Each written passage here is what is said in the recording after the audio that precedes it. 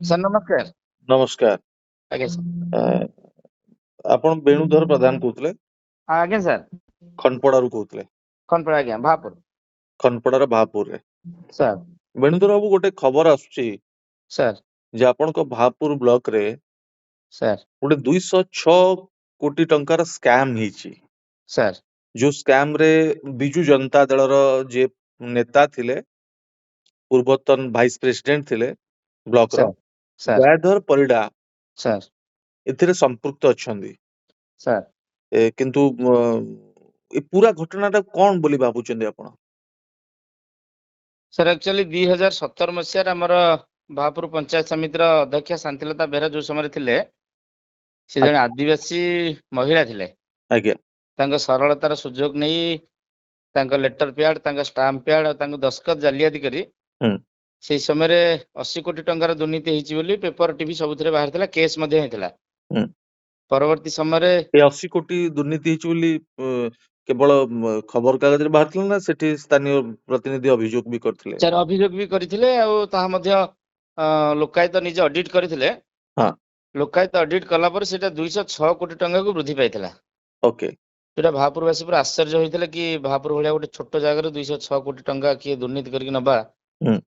ଏଟା ବହୁତ ବଡ ସମସ୍ୟା ହେଇଥିଲା ସେ ସମୟରେ। ହୁଁ। ତା ପରବର୍ତ୍ତୀ ସମୟରେ ଯେତେବେଳେ କୌଣସି ଆକ୍ସନ ନିଆଗଲା ନାହିଁ, ଶାନ୍ତିଲତା ବେହେରା ମାନ୍ୟବର ହାଇକୋର୍ଟଙ୍କର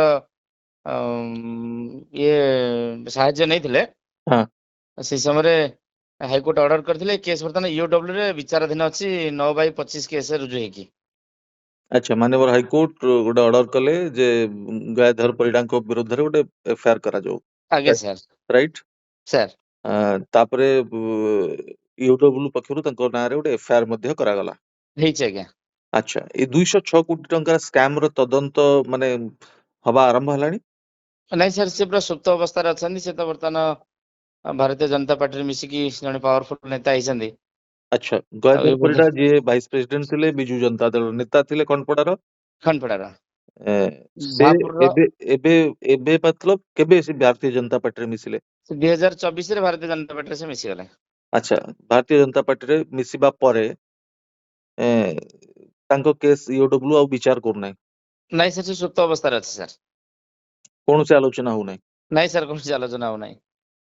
ଆଚ୍ଛା, ବେଣୁଧର ବାବୁ, ଆପଣ କଣ କରନ୍ତି? ମୁଁ ଆକ୍ଚୁଆଲି ଭାପୁର ପଞ୍ଚାୟତ ସମିତିର ଉପାଧ୍ୟକ୍ଷ ବି ଅଛି। ଆଚ୍ଛା। 2022 ମସିହାରେ ମୁଁ ନିର୍ବାଚିତ ହେଇଥିଲି। ହଁ ହଁ। ଲୋକମାନଙ୍କ ସହିତ ଅଛି, ବ୍ଲକରେ ଅଛି। ଆଚ୍ଛା, ଯେତେବେଳେ ଗୟାଧର ପରିଡା ବିଜୁ ଜନତା ଦଳର ଥିଲେ ଭାଇସ ପ୍ରେସିଡେଣ୍ଟ, ସାର୍ ଅଧ୍ୟକ୍ଷ ବ୍ଲକର, ସେ ସାର୍ ସମୟରେ ଭାରତୀୟ ଜନତା ପାର୍ଟି ଗୟାଧର ପରିଡାଙ୍କ ବିରୁଦ୍ଧରେ ଅଭିଯୋଗ ଆଣିଥିଲା? ହଁ ସାର୍, ବହୁତ ଅଭିଯୋଗ ଆଣିଥିଲେ। ସେଇମାନେ ହିଁ ହୋହାଲ୍ଲା କରିଥିଲେ, ରାସ୍ତାରୋକ କରିଥିଲେ, ଆନ୍ଦୋଳନ କରିଥିଲେ। କଣ ସେମାନେ ସବୁ ଅଭିଯୋଗ କରୁଥିଲେ? ଯେ ଦୁର୍ନୀତି ହେବା ଠିକ ନୁହଁ, ତାଙ୍କୁ ବନ୍ଧା ଯାଉ, ଆଉ ଅଡିଟ କରାଯାଉ, ତଦନ୍ତ କରାଯାଉ। ଆଚ୍ଛା, କିନ୍ତୁ ଏବେ ସବୁ ଚୁପ ବସିଛନ୍ତି। ଭାରତୀୟ ଜନତା ପାର୍ଟିର କି ମାନେ ସେଠାକାର ଲିଡର କିଏ ସବୁ ଏ ସବୁ ଗୟାଧର ପରିଡାଙ୍କ ବିରୁଦ୍ଧରେ ଅଭିଯୋଗ କରୁଥିଲେ? ସାର୍ ସମସ୍ତେ ତାଙ୍କର ଯୋଉମାନେ ସେଠି ମଣ୍ଡଳ ସଭାପତି ଥିଲେ, ଯୋଉମାନେ ଦାୟିତ୍ୱରେ ଥିଲେ, ହୁଁ।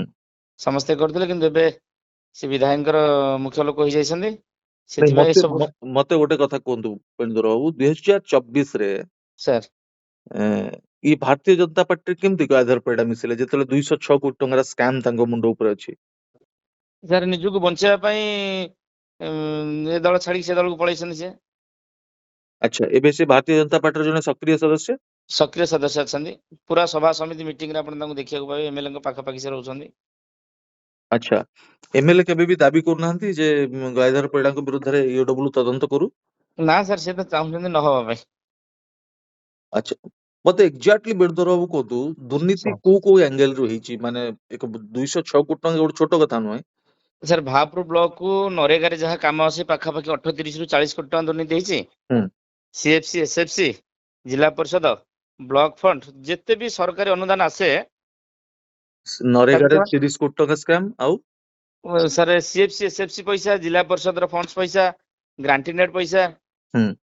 ଆଉ ଆମ ଗାଁ ଆମ ବିକାଶର ପଇସା, ଯେତେ ସବୁ ସରକାରଙ୍କର ଫଣ୍ଡସ ଆସେ, ଆମ ଗାଁ ଆମ ବିକାଶ, ସାର୍ ଯେତେ ଫଣ୍ଡ ସବୁ ସରକାରଙ୍କର ଅଛି, ହଁ, ସମସ୍ତ କାମକୁ ନ କରାଇ ସିଏ ଏମିତି ଚାଲାକର ଭାବେ କରନ୍ତି ଏ ରୁ ବି କରିକି ଗୋଟେ ପ୍ରୋଜେକ୍ଟ ଦିଅନ୍ତି ହଁ ପୁଣି ବି ରୁ ସି କରିକି ଆଉ ଗୋଟେ ପ୍ରୋଜେକ୍ଟ ଦିଅନ୍ତି ପୁଣି ଓଲଟେଇ ଦିଅନ୍ତି ସି ରୁ ବି ସି ରୁ ଏ ଆଚ୍ଛା ନା କେବଳ ଚେଞ୍ଜ କରିକି ଏମିତି କି ଆମ ଭାପୁର ବ୍ଲକରେ ଗୋଟେ ରାସ୍ତାକୁ 18 ଥର ବିଲ୍ କରିବାର ବି ନମୁନା ଅଛି କଲେକ୍ଟର ମଧ୍ୟ ସେ ଉପରେ ଆକ୍ସନ ବି ନେଇଥିଲେ ତା ବି ଅଛି ଆଚ୍ଛା 900 ମିଟର ରାସ୍ତାକୁ ଆଜ୍ଞା 18 ଥର ବିଲ୍ କରିଛନ୍ତି 900 ମିଟର ରାସ୍ତାକୁ 18 ଥର ବିଲ୍ ହେଇଛି ସାର୍ ତାର ବି ନମୁନା ଅଛି ସିଏ ବି କେସ୍ ଚାଲିଛି ଆଚ୍ଛା ଏମିତି ଗୋଟେ ପଞ୍ଚାୟତରେ 114ଟା ଖଣ୍ଡେ ପୋଖରୀ ଖୋଳା ହେଇଛି ଗୋଟେ ବି ପୋଖରୀ ଦେଖିବା ପାଇଁ ନାହିଁ ପୋଖରୀ ବି ଉଭା ନେଇଯାଇଛି ଆଚ୍ଛା ନାଳ ଭିତରେ ପୋଖରୀ ଖୋଳିକି ବି ବିଲ୍ କରିଛନ୍ତି ନାଳ ଭିତରେ ପୋଖରୀ ଖୋଲିକି ବିଲ୍ ସାର୍ ଆଚ୍ଛା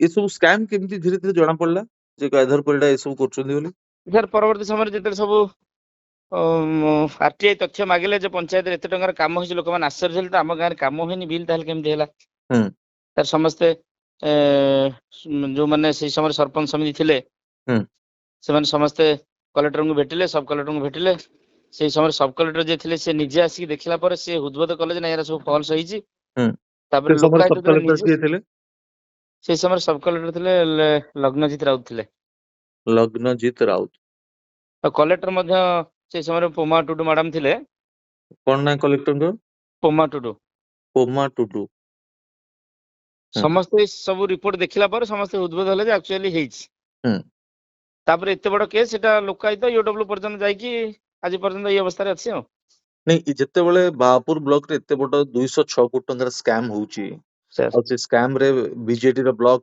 ଉପାଧ୍ୟକ୍ଷଙ୍କର ସମ୍ପୃକ୍ତି କଥା ସାମ୍ନାକୁ ଆସୁଛି ସାର୍ ସେ ସମୟର ବିଧାୟକ ସୌମ୍ୟ ରଞ୍ଜନ ପଟ୍ଟନାୟକ ଆପଣ ଖଣ୍ଡପଡାର ବିଧାୟକ ଯିଏ ଥିଲେ ସାର୍ ସେ କଣ ମାନେ କାର୍ଯ୍ୟାନୁଷ୍ଠାନ ନଉଥିଲେ ତାଙ୍କ ଉପରେ ନା କିଛି ନାଇଁ ତାଙ୍କର ସେ ଭର୍ସନ କୌଣସି କଣ ଥିଲା ସାହାଯ୍ୟ ସହଯୋଗ କରୁନଥିଲେ ଅଡିଟ୍ ହଉ ଯଦି ଯିଏ ଦୋଷ କରି ସେ ଦଣ୍ଡ ପାଉ ବୋଲି ସେ ଚାହୁଁଥିଲେ ସୌମ୍ୟ ରଞ୍ଜନ ପଟ୍ଟନାୟକଙ୍କର ଭର୍ସନ କଣ ଥିଲା ସେ ସମୟରେ ସେ ଚାହୁଁଥିଲେ ଯିଏ ଦୋଷ କରିଛି ସେ ଦଣ୍ଡ ପାଉ ଆଚ୍ଛା ଏଇ ସ୍କାମ କୁ ନେଇକି ସୌମ୍ୟ ରଞ୍ଜନ ପଟ୍ଟନାୟକ ବିଧାନସଭାରେ ସରକାରଙ୍କୁ ଜବାବ ମାଗିଛନ୍ତି ତଦନ୍ତ ନା କରି ସାର୍ ଦାବି କରିଛନ୍ତି ଟିକେ ସେ ବିଷୟରେ ଆଉ ମୋ ନଲେଜ ନାହିଁ କହିପାରିବିନି ସେଇଟାକୁ ଆଚ୍ଛା ଦୟାଧର ପରିଡାକୁ ସୌମ୍ୟ ରଞ୍ଜନ ପଟ୍ଟନାୟକ ପ୍ରଶ୍ରୟ ଦଉଥିଲେ ନା ଦଉନଥିଲେ ନାଇଁ ସାର୍ ସେ ପ୍ରଶୟ ଦଉନଥିଲେ ସେ ଚାହୁଁଥିଲେ ଯଦି ଏଇଭଳି କାମ ସେ ଆଶ୍ଚର୍ଯ୍ୟ ହଉଥିଲେ ଶୁଣିକି ହୁଁ ଆଉ ସେ ମଧ୍ୟ କହିଥିଲେ ଯଦି ସତରେ ଫଲ୍ସ ହେଇଛି ତାକୁ ଇନକ୍ୱାରି କରାଯାଉ ଦଣ୍ଡ ମିଳୁ ବୋଲି ଏଇ ପୁରା ଖବରକୁ ନେଇକି ସମ୍ବାଦରେ କିଛି ଖବର ପ୍ରକାଶ ହଁ ହେଇଥିଲା ସାର୍ ବହୁତ ବାହାରିଛି ସମ୍ବାଦରେ ମୁଁ ଆପଣଙ୍କୁ ସବୁ ପେପର କଟିଂ କହିଲେ ପଠେଇବି ସମ୍ବାଦରେ ବହୁତ ଖବର ବାହାରିଛି ଓକେ ଅର୍ଥାତ ସୌମ୍ୟ ରଞ୍ଜନ ପଟ୍ଟନାୟକ ଚାହୁଁଥିଲେ ଗୟାଧର ପରିଡା ଯୋଉ ସ୍କାମ କରିଛନ୍ତି ସେ ସ୍କାମ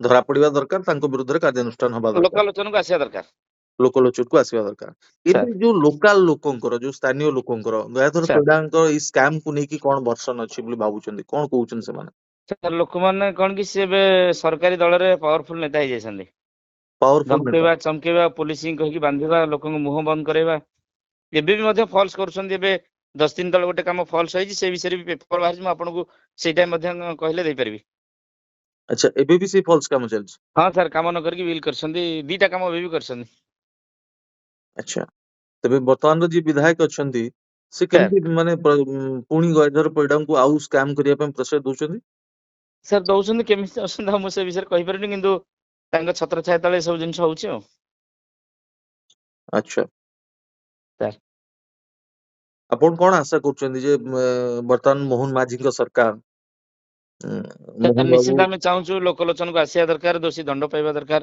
ଗରିବ ଲୋକଙ୍କର ପଇସା ଯିଏ ହଡପ କରୁଛନ୍ତି ତାଙ୍କ ବିରୁଦ୍ଧରେ ଆକ୍ସନ ନେବା ଦରକାର ବିଶ୍ୱାସ ଅଛି ଆପଣ ଓଡିଶାର ମୁଖ୍ୟମନ୍ତ୍ରୀ ମୋହନ ମାଝୀଙ୍କ ଉପରେ ଯେ ଏଇ ଘଟଣାର ତଦନ୍ତ ଦାୟିତ୍ୱ ପୁଣି ଥରେ ରିଓପନ ହବ ସାର୍ ୟୁଡବ୍ଲ୍ୟୁଙ୍କ ଉପରେ ଆମର ସେ ଭରସା ଅଛି ଲୋକାୟୁକ୍ତଙ୍କ ଉପରେ ଅଛି ସରକାରଙ୍କ ଉପରେ ବି ଅଛି ହୁଁ ଯଦି ଲୋକଲୋଚନକୁ ଆସିକି ଦଣ୍ଡ ପାଆନ୍ତେ ତାହେଲେ ଆଉ ପରବର୍ତ୍ତୀ ସମୟରେ ହୁଏତ ଆଉ ଏଇଭଳି କାମ ନ ହୁଅନ୍ତା ହେଲେ ଆମେ ଅଞ୍ଚଳବାସୀ ଖୁସି ହୁଅନ୍ତୁ ବେଣୁଧର ବାବୁ ଆମ ଏଇ କାର୍ଯ୍ୟକ୍ରମ ଜରିଆରେ ଆପଣ ଓଡିଶାର ମୁଖ୍ୟମନ୍ତ୍ରୀଙ୍କୁ ଅନୁରୋଧ କରିବେ କି ପୁରା ଘଟଣାର ଏକ ପୁନର୍ବିଚାର ହଉ ଯାହାକୁ ନିଶ୍ଚିନ୍ତ ଆଜ୍ଞା ଆପଣଙ୍କ ଜରିଆରେ ମାନ୍ୟବର ଲୋକଙ୍କ ମୁଖ୍ୟମନ୍ତ୍ରୀ କହୁଥିବା ବିଜେପି ସରକାରଙ୍କୁ ନିବେଦନ କରିବି ଆର ଯଥାମାନ୍ୟ ନିଷ୍ପତ୍ତି ନିଅନ୍ତୁ ଏବଂ ଦୋଷୀ ବିରୁଦ୍ଧରେ ଦୃଢ କାର୍ଯ୍ୟାନୁଷ୍ଠାନ ନିଅନ୍ତୁ ବହୁତ ବହୁତ ଧନ୍ୟବାଦ ବେଣୁଧର ବାବୁ ଆପଣ ଆପଣଙ୍କର ମୂଲ୍ୟବାନ ସମୟ ଦେଲେ ଏବଂ ପୁରା ଖଣ୍ଡପଡା ନିର୍ବାଚନ ମଣ୍ଡଳୀର ବାହାପୁର ବ୍ଲକରେ ହେଇଥିବା 206 କୋଟି ଟଙ୍କାର ସ୍କାମ ଯାହା ବିଜୁ ଜନତା ଦଳ ସରକାର ସମୟରେ ହେଇଛି ସେ ସ୍କାମ ର ତଦନ୍ତ ଏବେ ବ୍ରେକ୍ ଲାଗି ଯାଇଛି, ତଦନ୍ତ ଫାଇଲରେ ଏବେ ଡୋରି ପଡି ଯାଇଛି। ଏଇ ଘଟଣାର ଖୁବ ଶୀଘ୍ର ତଦନ୍ତ ଆରମ୍ଭ ହବ, ଏ ଆଶା ମଧ୍ୟ ବେଣୁଧର ବାବୁ ସ୍ପଷ୍ଟ ଭାବେ କରୁଥିଲେ। ଦର୍ଶକ ବନ୍ଧୁ, ଦେଖିବା ଓଡିଶାର ଲୋକଙ୍କ ମୁଖ୍ୟମନ୍ତ୍ରୀ ମୋହନ ମାଝୀ ଏ ସମ୍ପର୍କରେ ଏ ପୁରା 206 କୋଟି ଟଙ୍କାର ସ୍କାମ ର ପର୍ଦ୍ଦାଫାଶ କରୁଛନ୍ତି ନା ୱାସିଂ ମେସିନରେ ଗାଧର ପରିଡାଙ୍କୁ ଭର୍ତ୍ତି କଲା ଭଳି ପୁଣି ତାଙ୍କର ପୁରା ଦୁର୍ନୀତିକୁ ଧୋଇବାରେ ଭାରତୀୟ ଜନତା ପାର୍ଟିର ସରକାର ସଫଳ ହଉଛନ୍ତି। ନମସ୍କାର, Thank you, ବହୁତ sir. ବହୁତ Thank you, ଧନ୍ୟବାଦ ମେମ୍ ଧନ୍ୟବାଦ। sir. Thank you, sir.